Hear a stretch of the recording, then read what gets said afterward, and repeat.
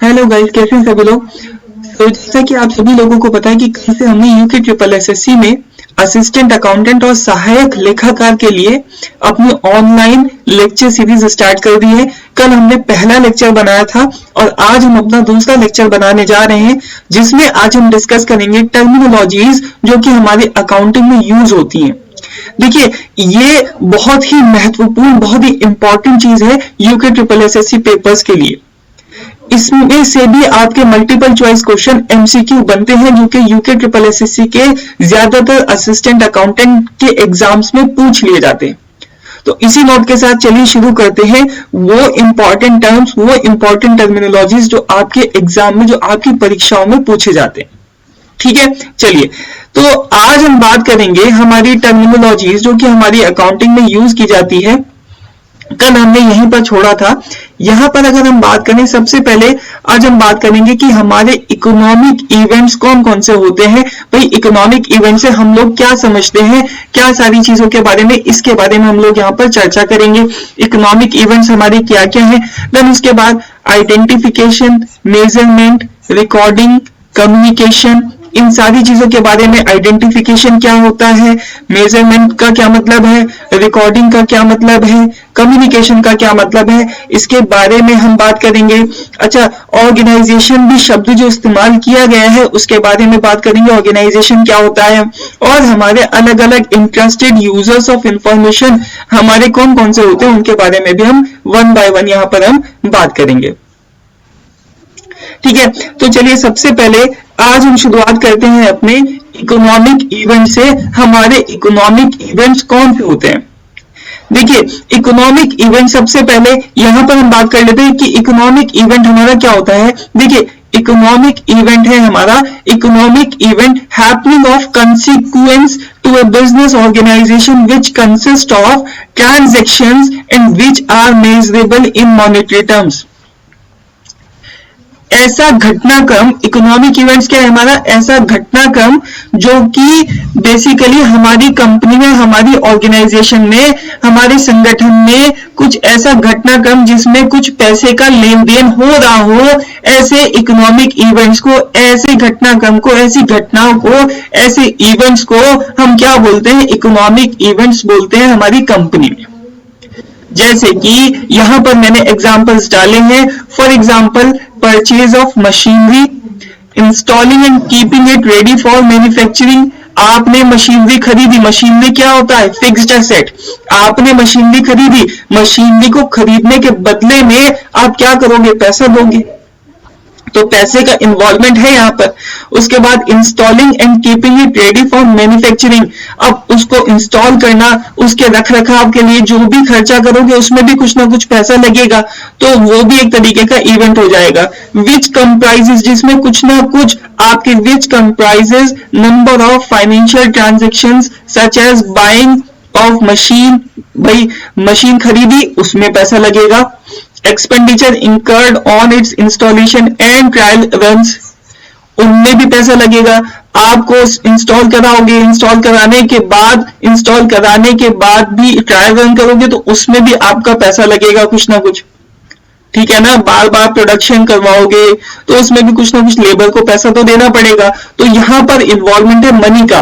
तो जहां पर भी पैसे का किसी भी तरीके का इन्वॉल्वमेंट होता है, उन इवेंट्स को क्या बोला जाता है, इकोनॉमिक इवेंट्स।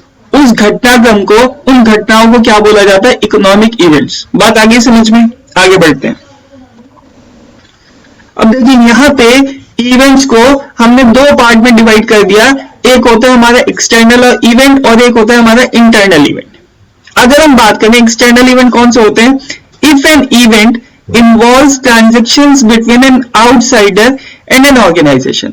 अगर कोई आप ऐसा इवेंट, ऐसी कोई घटना जो कि आप किसी ऑर्गेनाइजेशन के बाहर और आपके बीच में हो रहा हो किसी तरीके का ट्रांजैक्शन, लेन देन। आप किसी कंपनी में काम करते हो, आपने बाहर से कोई भी सप्लायर भी हो सकता है, कोई क्रेडिटर हो सकता है, उसको आप कुछ पैसा दे रहे हो, उससे कुछ पैसा ले रहे हो, कस्टमर भी हो सकता है।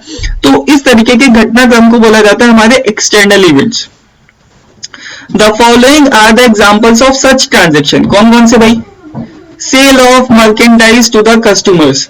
Merchandise to the customer, merchandise बोले तो यहाँ पर हमारा मतलब हो गया goods, goods to the customers. आप कुछ गुड्स बेच रहे हो किसको, कस्टमर को, तो कैसे बेचोगे, उधार पे भी बेच सकते हो, कैश पे भी बेच सकते हो, लेकिन अगर कैश पे बेचा जाएगा तो बेसिकली उसमें पैसे का इन्वॉल्वमेंट है, क्रेडिट पे बेचा जाएगा पैसे का इन्वॉल्वमेंट उसमें भी, लेकिन वो पैसा आपको कुछ समय बाद उसमें मिलेगा। देन उसके बाद rendering services to the customers by ABC limited, कुछ सर्विसेज दी जा रही है पैसे के बदले में, एबीसी कोई कंपनी है उसके द्वारा, तो वो भी हमारा किस में आ जाएगा, एक्सटर्नल इवेंट्स में आ जाएगा। देन उसके बाद purchase of materials from suppliers, आपने कुछ सप्लायर्स से रॉ मटेरियल खरीदा, उसके बदले में कुछ पैसा दोगे, नकद या उधार पे खरीदोगे, सभी में दोनों ही तरीके की ट्रांजैक्शन में कुछ ना कुछ पैसे का इन्वॉल्वमेंट होगा।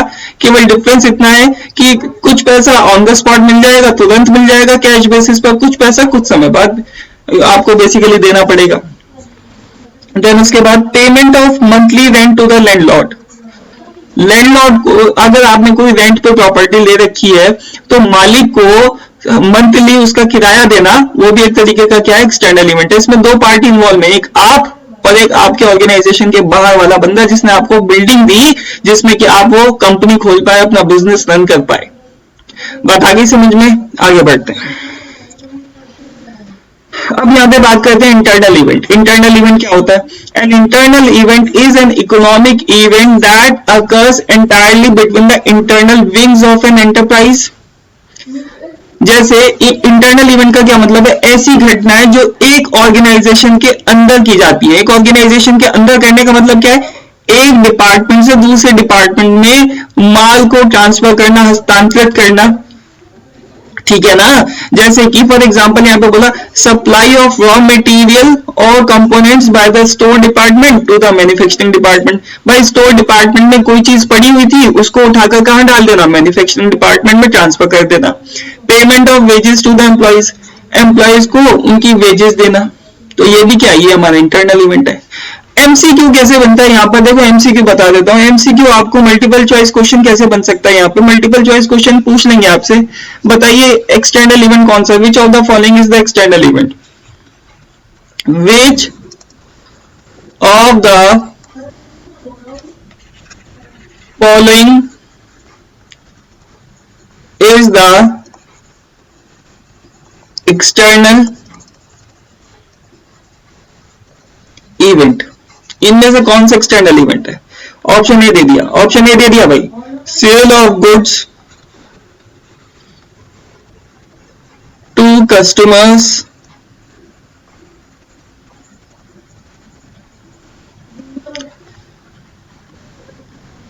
ठीक है, supply of raw material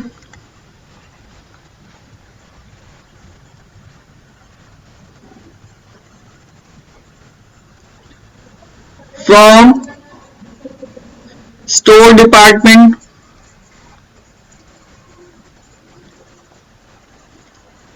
to manufacturing department,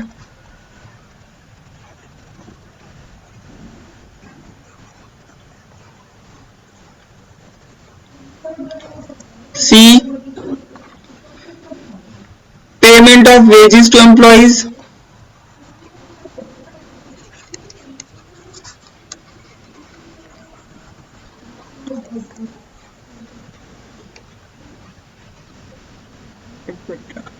तो इनमें से आपको ये पूछ लेगा कि बताइए इसमें से एक्सटर्नल इवेंट हमारा कौन सा है।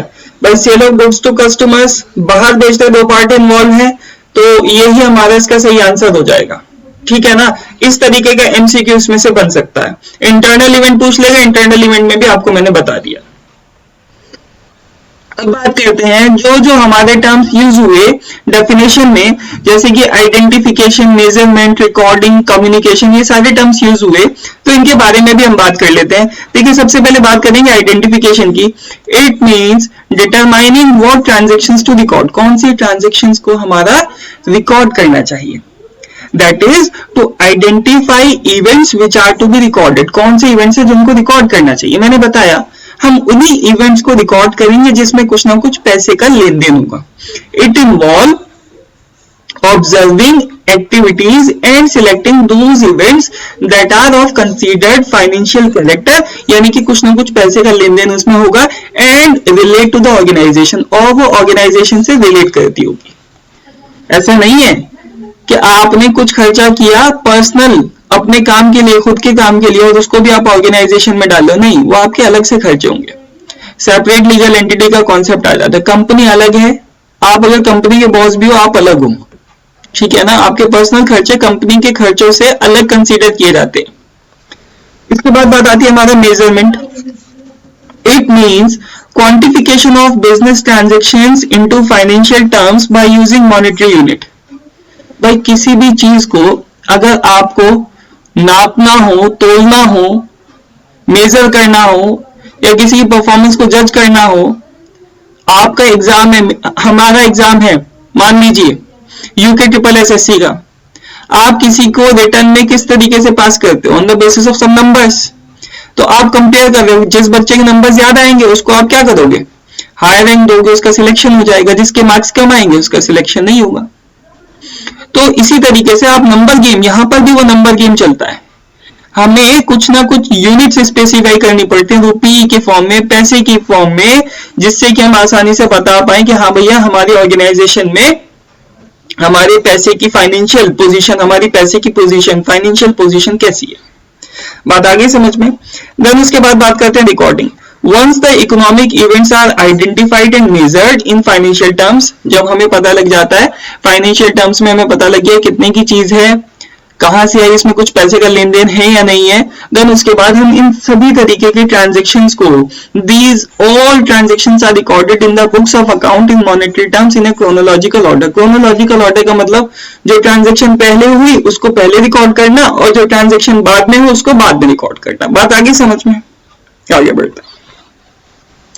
देखो भाई यहां पे लिखा हुआ है recording is done in a manner that the necessary financial information is summarized as per well established practice and is made available as and when required. Recording transactions की कुछ हमारे बनाए गए रूल्स हैं, हमारे AS 32 अकाउंटिंग स्टैंडर्ड 32, जो कि हम आने वाले आगामी लेक्चर्स में आपके साथ डिस्कस करेंगे। एक अकाउंटिंग स्टैंडर्ड में आपको बताऊंगा, तो उनके हिसाब से ही हमारी ट्रांजैक्शंस की रिकॉर्डिंग होनी चाहिए। तो वही यहां पर बात बोली है कि recording is done in a manner that the necessary financial information is summarized as per well established practice and is made available as and when required. ठीक है, इसके बाद बात करते हैं communication. The economic events are identified. जो आपने ये डिसाइड कर लिया कि मेरे को इस ट्रांजेक्शन को रिकॉर्ड करना है, ये इसकी क्वांटिफाइड यूनिट होगी, इस यूनिट में पैसे में, रुपीज में मैं इसको मेजर करूंगा, and recorded in order that the pertinent information is generated and communicated in a certain form to the management and other and external users. Identify करने के बाद, मेजर करने के बाद, रिकॉर्ड करने के बाद आप ये देखोगे कि क्या जो मैंने इंफॉर्मेशन पूरी इकट्ठी कर ली, मैंने ट्रांजैक्शंस को रिकॉर्ड करने के बाद जो स्टेटमेंट बना ली, क्या वो इस फॉर्म में है कि क्या मैं उसको मैनेजमेंट को ट्रांसफर कर सकता हूँ? वो ट्रांसफर की जाएगी किसके पास? मैनेजमेंट के पास। फाइनेंशियल स्टेटमेंट्स किसके पास भेजी जाएगी? मैनेजमेंट के पास। और दूसरे इंटरनल और एक्सटर्नल यूजर्स के पास वो भेजी जाएगी। तो पहले आप मेक श्योर करोगे कि आप प्रॉपर तरीके से आपने रिकॉर्डिंग की है, रिकॉर्डिंग, आइडेंटिफाइंग, मेजरिंग, ये सारी चीजें आपने की है। अगर की है देन उसके बाद उसको आप कम्युनिकेट करोगे। आपका नेक्स्ट स्टेप क्या होता है? उसको कम्युनिकेट करोगे किसको? मैनेजमेंट को और दूसरे इंटरनल और एक्सटर्नल यूजर्स को। बात आगे समझ में। अब बात करते हैं ऑर्गेनाइजेशन की। ऑर्गेनाइजेशन क्या है? कोई भी बिजनेस एंटरप्राइज, चाहे वो प्रॉफिट के लिए हो चाहे वो नॉन प्रॉफिट के लिए हो, दो तरीके की एंटरप्राइज होती है जिनका एकमात्र लक्ष्य होता है, एक का प्रॉफिट कमाना, दूसरी का प्रॉफिट नहीं कमाना बल्कि सोसाइटी को सर्व करना। तो depending upon the size of activities and level of business operation it can be, size of activities कितने बड़े लेवल पे काम करती हैं, कितना बड़ा लेवल है, साइज कितना है एक्टिविटीज का, कहां कहां पर उनका व्यापार क्षेत्र है। तो इट कैन बी, वो सोल प्रोप्राइटरी भी हो सकती है, सोल प्रोप्राइटरी कंसर्न भी हो सकती है, पार्टनरशिप फर्म भी हो सकती है, कोऑपरेटिव सोसाइटी भी हो सकती है, कंपनी हो सकती है, लोकल अथॉरिटी, म्युनिसिपल कॉर्पोरेशन और any other association of persons. इन सारी चीजों के बारे में, सोल प्रोप्राइटरशिप कंसर्न कौन सी है, पार्टनरशिप फर्म कौन सी है, कोऑपरेटिव सोसाइटी कौन सी है, कंपनी कौन सी होती है, लोकल अथॉरिटी कौन सी होती है, म्युनिसिपल कॉर्पोरेशन और any other association of persons, इनके बारे में मैं आने वाले लेक्चर्स में आपको एक एक चीज बताऊंगा। मैं आपका ये नहीं चाहता कोई भी अकाउंटेंट का टॉपिक छूटे। तो बेसिकली यहाँ पर क्योंकि हमारी यूके ट्रिपल एसएससी में एनसीईआरटी का सिलेबस लेखा लिपि के लिए उन्होंने साफ साफ बोला हुआ है, तो मैं एनसीईआरटी के अकॉर्डिंग पढ़ाऊंगा। कोई भी फैक्ट आप कभी भी जाकर कहीं पर भी चेक कर सकते हो, एनसीईआरटी की बुक में जो जो चीजें हैं मैं एक एक चीज आपको पढ़ाऊंगा। बात आ गई समझ में? तो फिलहाल जो है आज के लिए इसमें एक टॉपिक रहता है आपका इंटरनल एंड एक्सटर्नल यूजर्स, बहुत इंपॉर्टेंट है, वो भी मैं नेक्स्ट लेक्चर में आपको बताऊंगा। फिलहाल अभी के लिए इतना ही। Thank you so much.